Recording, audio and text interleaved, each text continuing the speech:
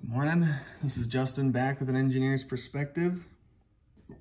Today I'm going to sharpen this knife. This is a Wusthof Classic 7-inch Santoku. It's in their X50CR MOV 15 steel at roughly 58 Rockwell.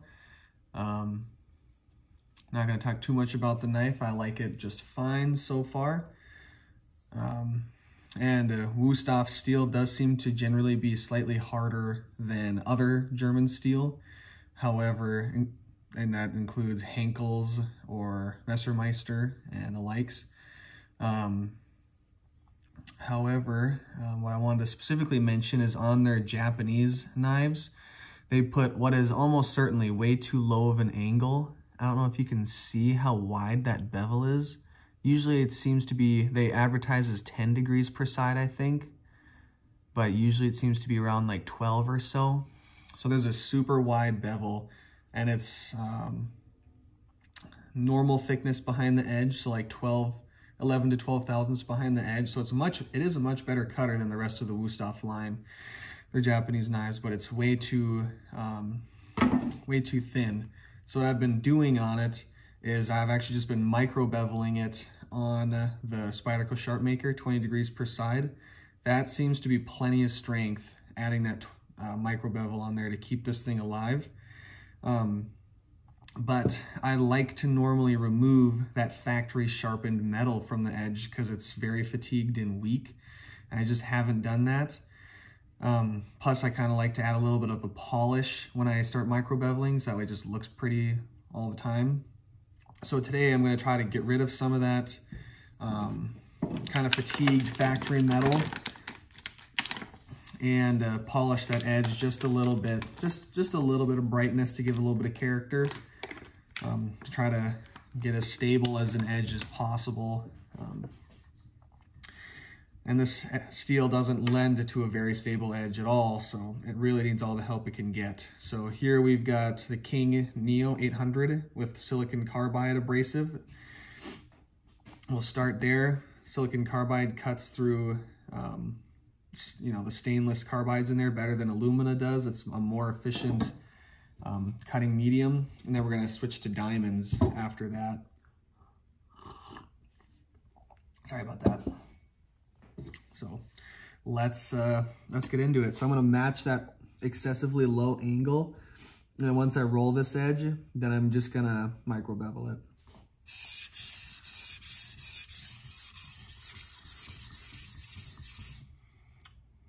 Let's check what we're doing.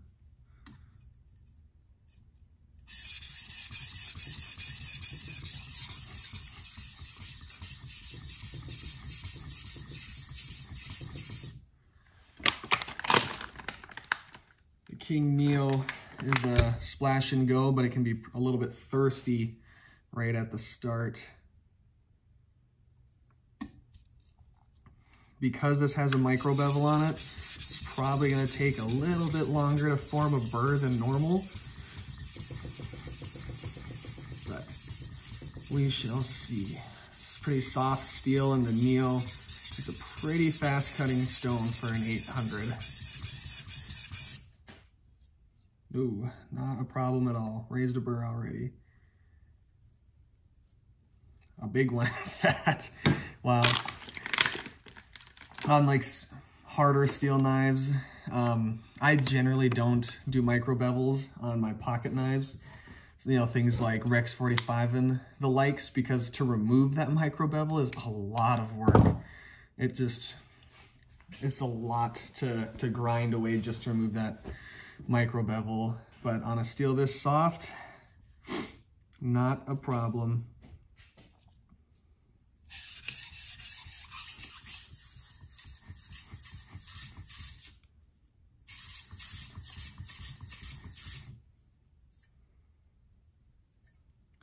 Yeah, just trying to polish out some of those factory grind lines, as well as remove some of that fatigued steel. That went a little bit too quick, but I had a piece of burr sitting out here on the stone I was gonna grab to show you, but I don't know where it went.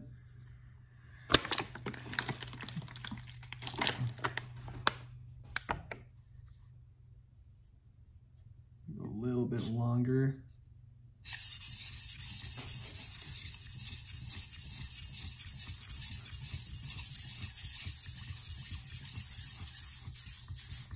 I love the King Neo.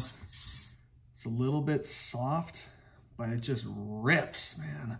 It leaves such a nice finish for an 800 grit stone, and it just cuts freaking fast.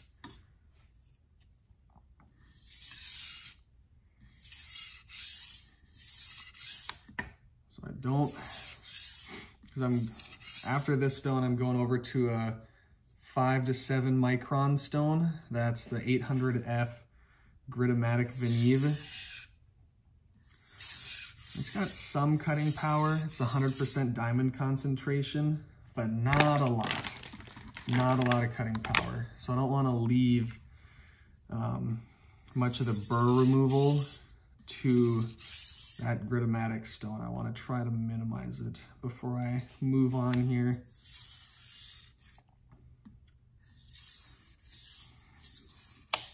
This is just kind of doing those light passes, as Triple B, Big Brown Bear, Sean Houston calls them.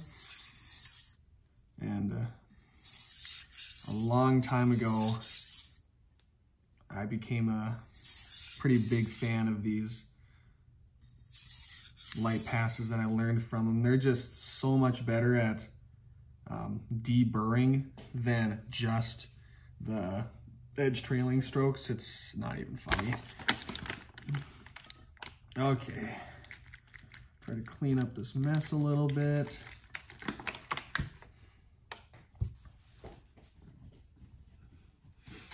So yeah, the King Neo, part of what makes it cut so fast and leave that nice finish is it is pretty muddy. Not like pouring mud like some soaking stones can be, but it's pretty muddy. We love it for that, so it's okay. Okay, just gonna shake off some of that water. All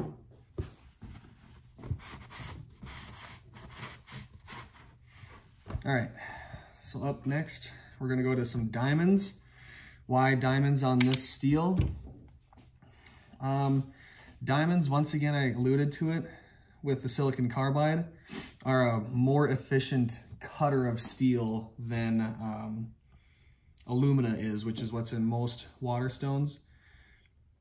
And the theory is that I think is fairly confirmed that because it's a more efficient cutter, it leaves the least stressed, cleanest edge, and you'll get more edge stability and edge retention out of an edge that's diamond formed, even on a cheap steel like this. So if you want to give a steel like this any chance of being, you know, stable to your liking, diamonds can really help with that. You know, where let's say on alumina, it could hold a 17-degree edge, whereas on diamonds, it might be able to hold a 15 or 13-degree edge or something of that nature. So that's why I'm switching over to diamonds. Anecdotally, Scott Gunn, who makes Gunny Juice, awesome guy, says that if you transition to diamond around the 6 micron mark, you pretty much negate all the negatives of using the previous abrasives if you used alumina first. So on these soft steels, it's usually best to not use your diamond abrasives on the low end and then switch up at the higher end. Oh, let's just show how sharp this is or is not off of the 800. It's not very sharp. I didn't really try to make it sharp. For that matter, I didn't dull it to start with. So it's sharp off of the 800. I didn't really spend much time trying to make it sharp. But so this being the 800F, I think is like a 1500 to 2K stone equivalent. And this is a resin bonded diamond waterstone.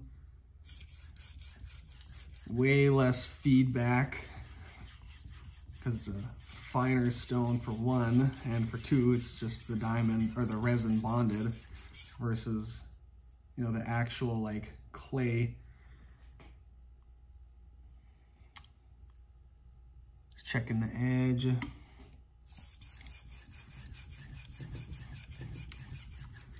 Making sure it looks the way I want it to look. Honestly, a combination that I really like is the King Neo to the Sharpening Pro Gritomatic 5K. That's like the fastest route to a pretty good looking bright finish. Because you do quick good looking work on the 800, and then that 5K just bam brings up the shine a little bit, lickety split.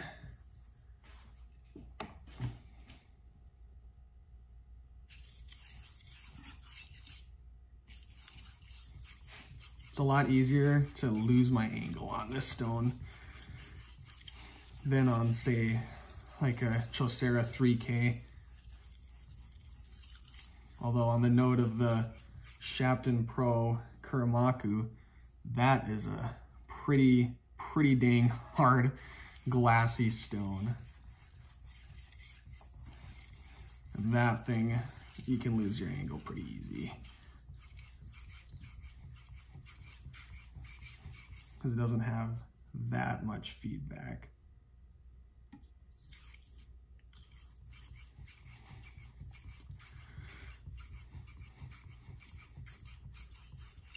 So,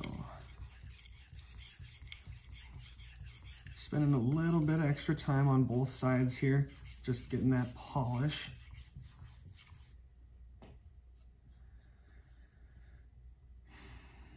Okay. I'm not looking for a perfect mirror or anything like that. I just like something that's just a little bit brighter and kind of catches your eye a little bit when you use it.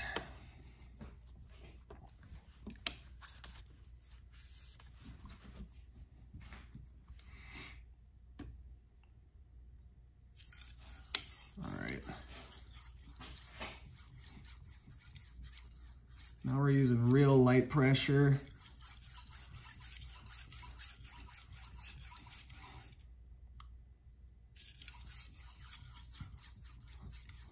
It's mostly the weight of the knife here.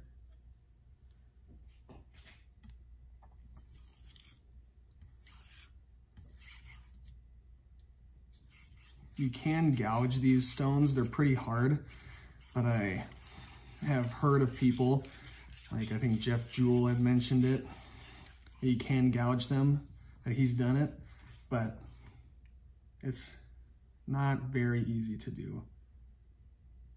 Trying to feel for the burr now. Does feel like I flipped it.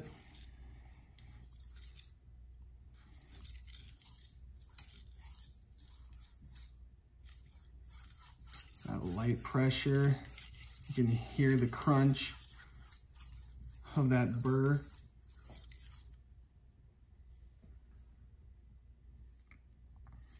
And now we're just going to start trading it back and forth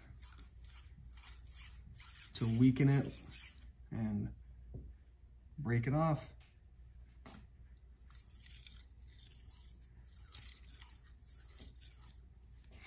Those light passes.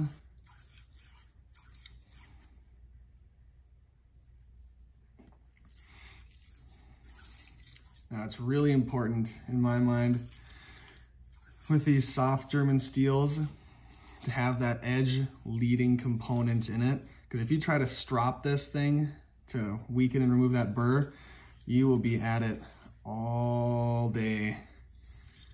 So that burr can be temperamental. Any lighter, and I wouldn't be touching the stone.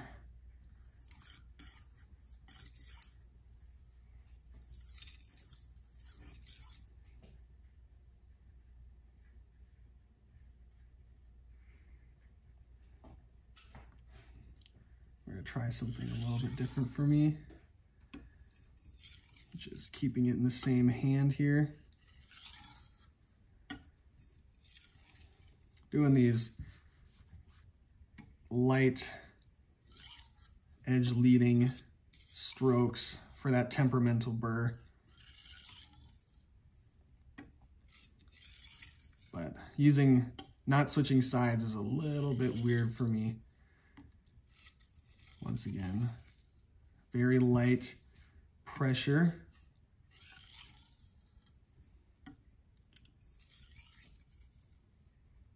Trying to do less than the weight of the knife.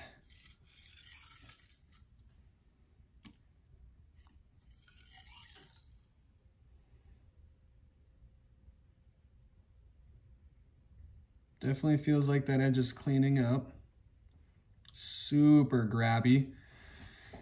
Let's check it on the paper. From my experience, no matter what you do, if you finish with these edge leading strokes, even on a stone as fine, this is 1200F, I forgot to mention. That's 2 to 3 micron diamonds in there. Even finishing on that fine of a stone, it'll leave kind of hiccups, microchips in the edge.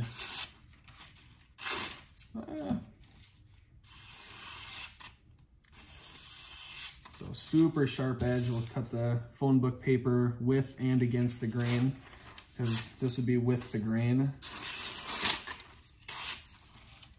I'm gonna,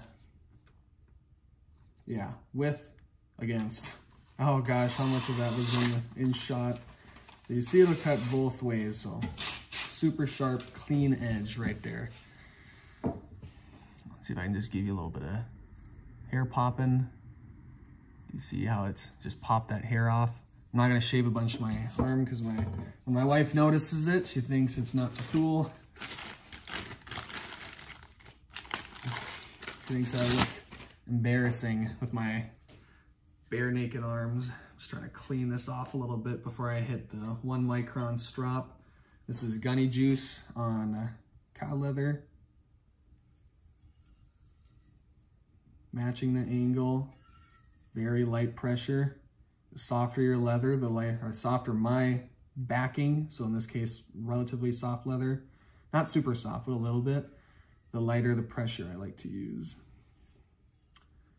Because that soft backing, if you put a lot of pressure into it, it just rounds that edge right over, it seems.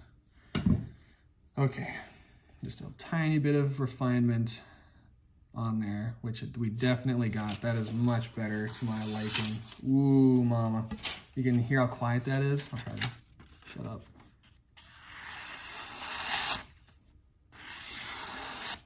Ooh. As I said, against the grain. So that is one sharp knife. Feels great. It's very refined with just a little bit of pad bite in there. Clean apex. I honestly did not nail. The grind from the factory wasn't perfect, so it has some high spots I'm looking in here. I really didn't do well. Good job on the heel. I wasn't looking too hard. This side looks much better.